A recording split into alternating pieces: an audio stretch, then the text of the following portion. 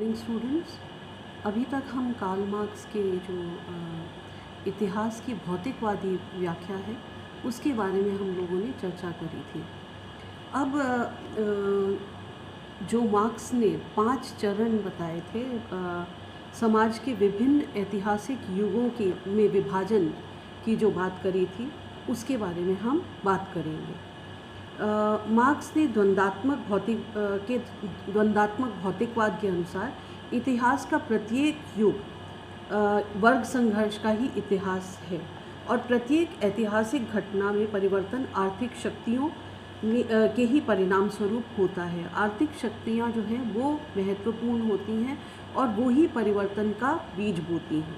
आर्थिक दशाओं के आधार पर मार्क्स ने समाज के इतिहास को अलग अलग युगों में बांटा था। उनकी जो बुक थी contribution to the study of to the critique of political economy, उसमें इन्होंने इन 5 युगों की का वर्णन किया है और इसमें इन्होंने एशियाई mode of production, Asiatic mode of production, एशियाई उत्पादन की जो पद्धति है, प्राचीन सामंतवाद और आधुनिक पूंजीवाद, इसके बारे में भी आर्थिक उत्पादन की विधियों के आधार पर इनको प्रस्तुत किया है। ये 5 जो युग हैं, सबसे पहला है आदिम साम्यवादी या प्राचीन साम्यवादी युग और इसका अंत होता है फिर से समाज साम्यवाद की स्थापना, पुनर्स्थापना में।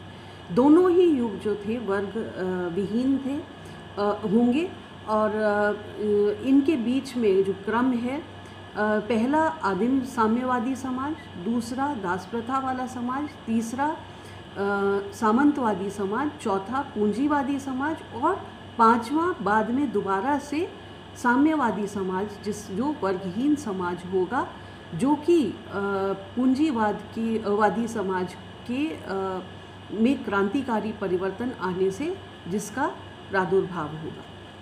तो आदिम साम्यवादी जो युग था उसमें क्योंकि आदिम समाजों में आवश्यकताओं की पूर्ति जो थी वो बहुत ही सीमित थी और कच्चे फल और शिकार से ही पूरा किया जाता था, इसलिए वहाँ पे वर्गहीन समाज था। निजी संपत्ति का कोई भी अवधारणा नहीं थी और ना ही जब निजी संपत्ति नहीं थी तो वर्ग संघर्ष भी नहीं था, वर्ग भी नहीं थे और संघर्ष भी नहीं था। ये आत्मनिर्वाह व्यवस्था थी और इसमें अपने उपभोग की वस्तुएं स्वयं पैदा कर जो आदिम समूह था वो स्वयं ही पैदा करता था। किसी प्रकार का श्रम विभाजन नहीं देखा जाता था। हालांकि बहुत छोटे स्तर पर जो श्रम विभाजन था वो केवल लिंग और आयु के आधार पर पाया जाता था। मतलब पुरुष क्या करेंगे और शिकार समूह में पुरुषों का क्या काम है और महिलाओं का क्या काम है, बच्चों का क्या काम है। इसी तरह से जवान जिनके जो ताकतवर शिकारी हैं वो क्या काम करेंगे और जो बूढ़े हो चुके हैं वो क्या काम करेंगे, बच्चे क्या काम करेंगे। तो केवल लिंग और आयु के आधार पर थोड़ा बहुत कार्यों का वितरण हुआ करता था और यहाँ पे सामूहिक चेतना का महत्व बहुत ज़्यादा था और व्यवहार में समरूपता पाई जाती थी। धीरे धीरे जैसे जैसे कृषि लोग जानने लग गए और बहुत सारे नए नए आविष्कार हुए, आग का आविष्कार हुआ, पहिए का आविष्कार हुआ और लोगों ने समझा कि किस तरह से वो कोई भी उपज जो है उसको सुरक्षित रख सकते हैं, उसको बार बार एक बीज से को दोबारा से बो के वो ज़्यादा बीज उत्पन्न कर सकते हैं। तो कृषि का उत्पादन हुआ। साथ ही साथ पहले जो शिकार वाली व्यवस्था थी उसमें रोज़ शिकार करके रोज़ ही ख़त्म करना पड़ता था, पर क्योंकि जब आग का आविष्कार हुआ तब जो आदिम समूह के जो लोग हैं उन्होंने पाया कि किस तरह से आग से मिट्टी के बर्तन बनाए जा सकते हैं, जिन बर्तनों में स्टोरेज की जा सकती है, साथ ही साथ खाना पकाया भी जा सकता है, पकाया हुआ खाना ज़्यादा देर रखा जा सकता है। तो ये जो आविष्कार हुए थे, इनसे समाज में एक नया परिवर्तन आया और दास युग की स्थापना हुई। ये यहाँ पर निजी संपत्ति की स्थापना हुई, पहली बार विकसित हुई और संपत्ति पर स्वामित्व के कारण वर्गों का निर्माण हुआ। एक वर्ग भूमि और संपत्ति का मालिक बन गया और दूसरा वर्ग दास बन गया। दासों में दास जो थे वो सभी प्रकार के अधिकारों से वंचित थे और उनके ऊपर मालिक का पूरा कंट्रोल था, नियंत्रण था, और समाज जो है विभिन्न वर्गों में विभाजित होना शुरू हुआ और संघर्ष प्राथमिक रूप से पैदा हुआ। तीसरा जो है सामंतवादी युग।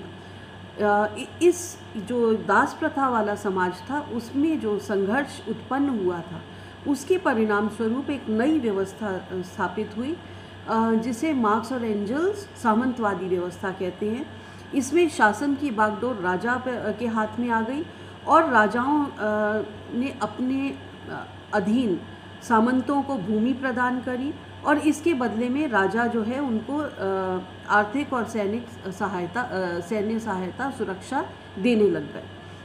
तो सामंतवादी वर्ग जो था और कृषक वर्ग, ये समाज के दो प्रमुख वर्ग देखने को मिले और इसके बाद इनके संघर्ष के परिणाम स्वरूप, नए आविष्कारों के परिणाम स्वरूप जो सामंतवादी समाज की जो समस्याएं थीं उनका निराकरण अगले चरण में पूंजीवादी समाज में हमें देखने को मिलता है।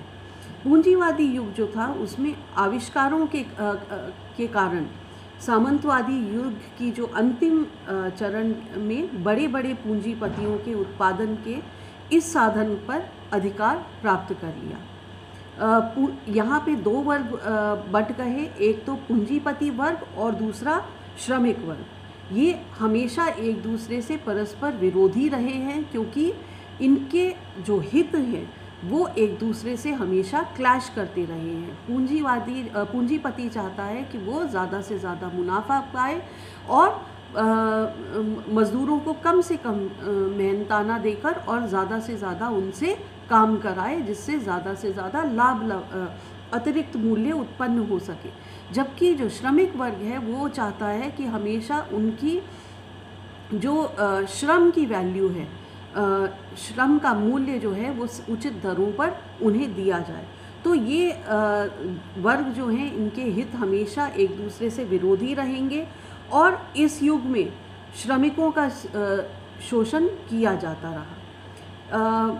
मार्क्स ने जो अंतिम चरण बोला है वो है साम्यवादी व्यवस्था की पुनः स्थापना, जिसमें निजी संपत्ति कुछ भी नहीं होगी और राज्य का संपत्ति पर पूर्ण रूप से अधिकार होगा और जो वर्ग है, क्योंकि वहाँ कोई भी शोषक वर्ग नहीं रहेगा और शोषित वर्ग नहीं रहेगा, तो ये एक वर्गहीन समाज है की स्थापना करेगा। पर उससे पहले एक समाजवादी समाज की स्थापना होगी, क्योंकि पूंजीपति कभी भी नहीं चाहेगा कि आराम से बिना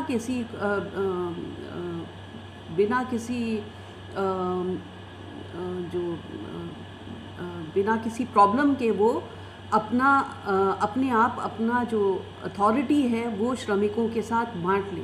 तो इससे पहले वाली व्यवस्था जो है वो समाजवादी व्यवस्था है या समाजवादी समाज है। मार्क्स और एंगल्स का मानना था कि शोषण के परिणाम स्वरूप श्रमिक अपने आप को संगठित करेंगे और उनमें क्रांति की भावना आएगी और पूंजीपतियों का उत्पादन के साधनों पर एकाधिकार समाप्त हो जाएगा। शासन की बागडोर श्रमिकों के हाथ में आ जाएगी और निजी संपत्ति की संस्था समाप्त हो जाएगी और सारी संपत्ति राज्य के एकाधिकार के अंतर्गत आ जाएगी। तो संघर्ष जो है वो आधुनिक समाज की देन ही नहीं है, बल्कि दास युग से भी हमें दास युग, सामंतवादी युग और पूंजीपति युग, इन सब युगों में हमें संघर्ष देखने को मिलता है। दास युग में मालिक और दास के बीच, सामंतवादी युग में सामंत, लॉर्ड और कृषक के बीच और पूंजीपति युग में पूंजीपति और श्रमिक वर्ग के बीच हमेशा संघर्ष चलता रहा है। मानव समाज का जो इतिहास है वो संघर्ष का ही इतिहास है। अब हम बात करेंगे मार्क्स की इतिहास की भौतिकवादी जो अवधारणा है उसकी समीक्षा, क्योंकि सब लोग, सारे जो विचारक हैं वो इसकी जो वर्ग की जो अवधारणा है उससे सहमत नहीं है।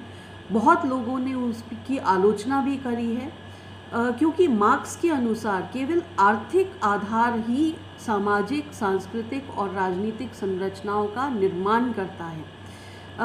ये बहुत सारे विद्वानों ने इसे बहुत एक अतिशयोक्ति माना है। उन्होंने कहा कि इकोनॉमिक डिटर्मिनिज्म केवल मात्र जो है वो संघर्ष या परिवर्तन का मूल कारण नहीं रहा है। कई बार धार्मिक संघर्ष हुए हैं, कई बार राजनीतिक संघर्ष हुए हैं।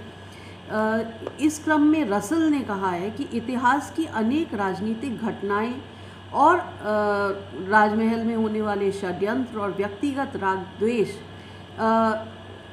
जो है ये आर्थिक रूप से हम उसे परिभाषित नहीं कर सकते हैं। दूसरी बात कि आर्थिक परिस्थितियां ही परिवर्तन की निर्णायक परिस्थितियां हैं, ये भी डाउटफुल है। परिवर्तन के अनेक कारक हो सकते हैं, जिसमें से आर्थिक कारक एक है। एक कारण आर्थिक कारक भी हो सकता है, जबकि परिवर्तन कानूनों में परिवर्तन से भी परिवर्तन आता है, शिक्षा में परिवर्तन से भी परिवर्तन आता है, हमारे जो मूल्य विचार हैं उनमें परिवर्तन आने से भी परिवर्तन आता है। कई बार कुछ विशेष लोग, व्यक्ति जो हैं उनके प्रभाव से भी परिवर्तन आता है। जैसे हम देखें भारत में महात्मा गांधी की विचारधारा से सामाजिक परिवर्तन आया, तो या नेल्सन मंडेला के विचारों से सामाजिक परिवर्तन आया। अमेरिका में मार्टिन लूथर किंग जो हैं उनके विचारों से सामाजिक परिवर्तन आया। तो केवल मात्र जो है आर्थिक परिस्थितियाँ वो ही केवल परिवर्तन को जन्म नहीं देती। तीसरी बात, आर्थिक शक्ति द्वारा ही राजनीतिक शक्ति प्राप्त होती है। ये बात सही नहीं है, क्योंकि राजनीतिक शक्ति जो है वो भी आर्थिक शक्ति को प्रदान करती है। जिसके पास सत्ता होती है वो भी निर्धारित करती है कि किसके पास आर्थिक शक्ति जाए।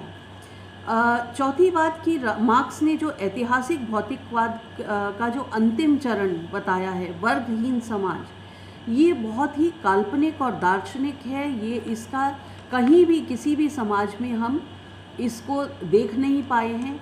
1917 में जो रशियन रेवोल्यूशन हुआ था, रूसी क्रांति हुई थी, उसका भी उद्देश्य साम्यवादी समाज की स्थापना, और भारत में भी हमने समाजवाद की स्थापना करने की कोशिश करी थी। पर उसके होने के बावजूद भी, डिस्पाइट दिस फैक्ट, जितने भी साम्यवादी समाजों की स्थापना हुई है, चाहे वो रूस, USSR, सोवियत संघ जो था उसकी बात करें, क्यूबा की बात करें, वियतनाम की बात करें, नॉर्थ कोरिया की बात करें, ईस्टर्न जर्मनी की बात करें, ये सारे देशों में, या भारत के समाजवाद की बात करें, तो भारत किसी भी देश में हमें वर्गहीन समाज की स्थापना होते हुए नहीं हमने देखा है। इवन आज भी चाइना में जो कथित रूप से कहते हैं कि वो साम्यवादी समाज हैं, कम्युनिस्ट सोसाइटी हैं, वहाँ पे भी वर्गहीन समाज हमें देखने को नहीं मिलता है। तो ये जो कल्पना जो मार्क्स ने करी थी वो बहुत ही दार्शनिक थी। हालांकि वो दार्शनिकों के विरुद्ध थे। वो कहते थे कि all the philosophers have tried to interpret the world. The important thing is to change it. यानी कि अभी तक जितने भी दार्शनिक हैं उन्होंने समाज का आकलन करने की कोशिश करी है। महत्वपूर्ण ये है कि उसे किस तरह से बदला जा सके। तो ये बदलाव जो मार्क्स लाना चाहते थे साम्यवाद की स्थापना करने के बाद, वो बदलाव किसी हद तक वो एक आदर्श राज्य की स्थापना करना जैसा था, जैसा प्लेटो भी कहते हैं। प्लेटो ने अपनी रिपब्लिक में एक ऐसे ही आदर्शवादी साम्यवादी समाज की कल्पना करी है, जो कि वास्तव में संभव नहीं होता है। इसके अलावा अनेक मानवशास्त्री मार्क्स के द्वारा दिए हुए ऐतिहासिक युगों के वर्गीकरण से भी सहमत नहीं है। तो हालांकि ये माना जाए कि राजनीतिक, वैधानिक, दार्शनिक, साहित्यिक और कलात्मक विकास आर्थिक विकास पर आधारित हैं, फिर भी ये नहीं कहा जा सकता कि आर्थिक प्रभाव जो है वो एकमात्र कारण है या बहुत ज़्यादा अधिक सक्रिय है परिवर्तन लाने में। अब हम बात करेंगे मार्क्स की जो थ्योरी है क्लास स्ट्रगल की, मार्क्स की वर्ग संघर्ष का जो सिद्धांत है।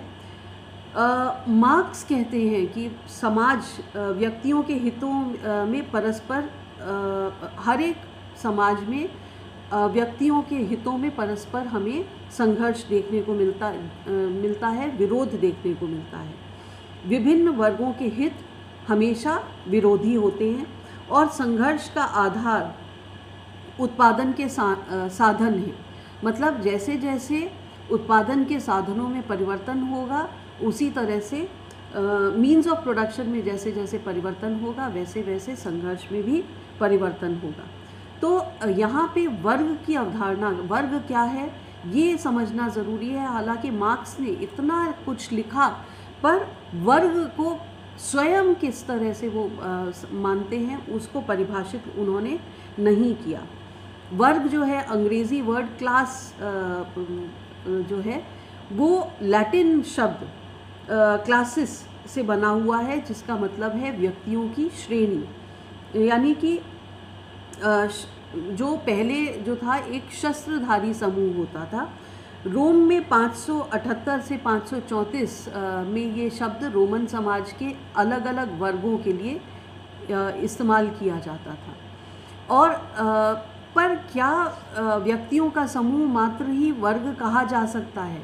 ये बहुत महत्वपूर्ण प्रश्न है, क्योंकि वर्गों के विभाजन का आधार बौद्धिक स्तर है, जबकि संपत्ति का आधार मार्क्स इसे बहुत महत्वपूर्ण मानते हैं। मार्क्स का जो वर्ग और वर्ग संघर्ष के क्षेत्र में योगदान है वो 4 क्षेत्रों में है। सबसे पहला कि उन्होंने वर्ग के लक्षणों को निर्धारित करने का प्रयास किया कि वर्ग क्या हैं। दूसरा, उन्होंने वर्ग की उत्पत्ति का विश्लेषण किया। तीसरा, उन्होंने ये बताया कि किसी भी निश्चित समय में एक वर्ग का हित उत्पादन शक्तियों के विकास के अनुरूप होता है और इस नए विकास के अनुरूप नई सामाजिक संरचना के लिए उत्साहित और प्रयत्नशील होता है। जबकि अन्य वर्ग परंपरागत रूप से स्थापित संरचना को ही बनाए रखना चाहते हैं, उसका प्रयास करते हैं और उनके हित में परंपरा निहित होती है। तो एक वर्ग जो चेंज चाहता है, एक वर्ग जो परंपरा चाहता है। चौथी बात, उनका विश्वास था कि सर्वहारा वर्ग सभी वर्गों का अंतिम वर्ग है, लास्ट वर्ग है और इसकी मुक्ति की बात वो करते हैं। सभी वर्गों का उन्मूलन कर दिया जाए और एक वर्गहीन और शासक विहीन समाज की स्थापना की जाए। मार्क्स, एंगल्स, लेनिन, इन्होंने वर्ग संघर्ष की व्याख्या करने में भौतिकवाद को बहुत महत्वपूर्ण माना और वो वर्ग संघर्ष को पूर्णतया वो राजनीतिक मानते हैं। सामाजिक वर्गों का आधार आर्थिक है, लेकिन आर्थिक समूहों से और भी अधिक है।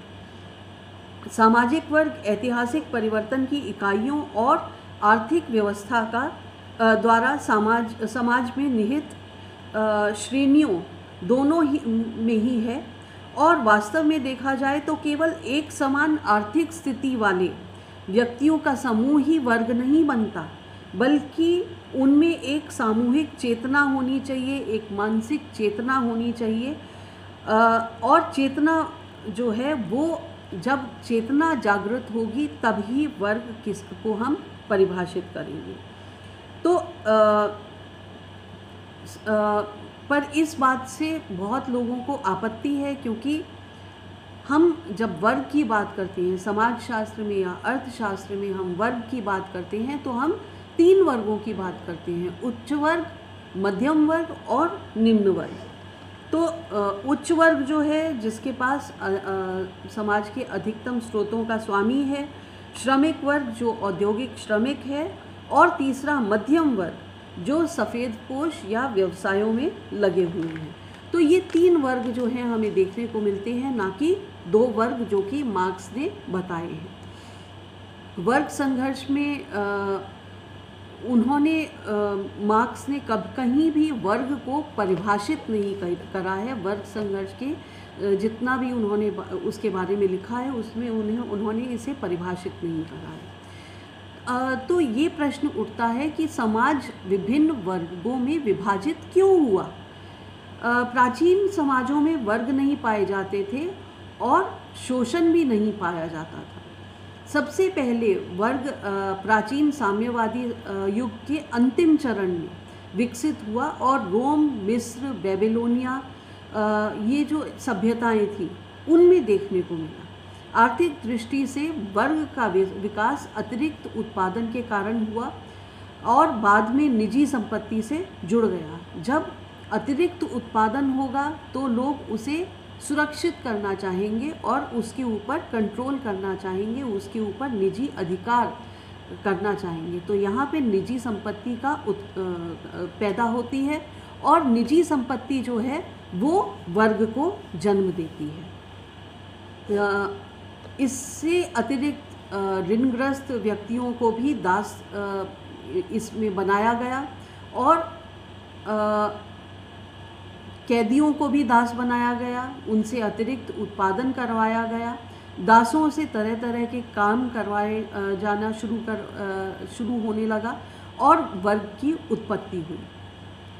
पशुपालन के कार्य में लगी हुई जनजातियों का वो अलग हुई, कृषि से दस्तकारी से जुड़ी हुई जो वो समूह थे वो अलग हुए, मानसिक और शारीरिक कार्य करने वाले जो लोग थे वो अलग हुए, वो समूह अलग हुए। आर्थिक असमानताओं के आधार पर जो समाज है वो अलग अलग श्रेणियों में इस तरह से बढ़ता चला गया। मार्क्स का मानना है कि श्रम शक्ति के मालिक यानी कि जो सर्वहारा वर्ग है, और पूंजी के मालिक यानी कि जो पूंजीपति वर्ग है, और तीसरा वर्ग जो है वो भूस्वामी, ये 3 प्रमुख वर्ग देखने को मिलते हैं पूंजीवादी व्यवस्था में, सामाजिक व्यवस्था में। और इनमें से जो पहला वर्ग है यानी कि जो श्रमिक वर्ग है उसको मजदूरी मिलती है, पूंजीपति वर्ग जो है उसे लाभ मिलता है, और जो भूस्वामी है, भूपति है, उसको भूमि से किराया मिलता है। और इन तीनों ही वर्ग में पूंजीपति और सर्वहारा क्योंकि इन दोनों में संघर्ष ज़्यादा है, क्योंकि भूस्वामी को उसकी भूमि के अनुसार ही पहले से किराया मिल रहा है। तो मार्क्स ने अलग अलग वर्गों की बात करी है। शिक्षक वर्ग है, डॉक्टर हैं, वकील हैं, इंजीनियर हैं, जो जिनके आधार पर अलग वर्ग का एहसास था। इनको इन्होंने मध्यम वर्ग में रखा है। जो इंजीनियर हैं, डॉक्टर्स हैं, वकील हैं, इनको इन्होंने मध्यम वर्ग में रखा है, और इनमें छोटे पूंजीपति को भी शामिल किया है। ये वर्ग जो है मार्क्स के अनुसार ये अस्थायी वर्ग हैं, क्योंकि अल्टीमेटली ये जाके या तो फिर पूंजीपतियों के साथ या तो फिर सर्वहारा के साथ मिल जाएंगे और वर्ग का उदय होगा और वर्ग चेतना उत्पन्न होगी। अब हम बात करेंगे मार्क्स की जो वर्ग संघर्ष की जो सिद्धांत है उसकी व्याख्या। ये व्याख्या हम कल करेंगे, और वर्ग संघर्ष और पूंजीवाद इसकी व्याख्या साथ ही साथ वर्ग संघर्ष की जो आलोचना है, वर्ग संघर्ष की जो अवधारणा है, उसकी व्याख्या हम अगली क्लास में करेंगे। Thank you.